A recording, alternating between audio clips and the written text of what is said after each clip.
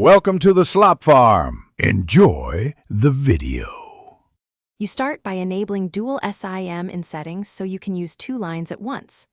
Open Settings, tap Connections, then SIM Card Manager. Once there, toggle the second SIM slot on. If using an eSIM, choose Add Mobile Plan and scan the carrier QR code. Follow prompts to download the profile.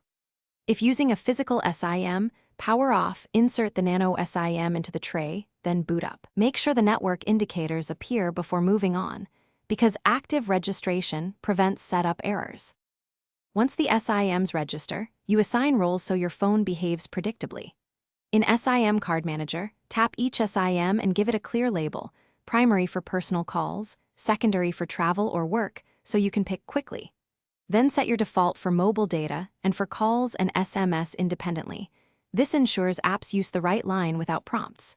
Make sure VO LTE and roaming preferences are set per SIM because carriers differ. Otherwise, data might drop or calls may fall back unexpectedly during handoffs. You finish by learning everyday use and a quick fix. To place a call from the other line, tap the SIM selector in the dialer, easy and instant. Once done, the phone remembers recent choices. For apps that need specific data, force the desired SIM in Quick Settings or App Settings.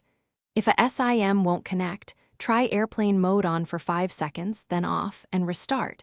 If the eSIM still fails, delete and re-add the plan with the carrier QR code to reprovision the profile. Thanks for watching. Consider subscribing if we helped you today.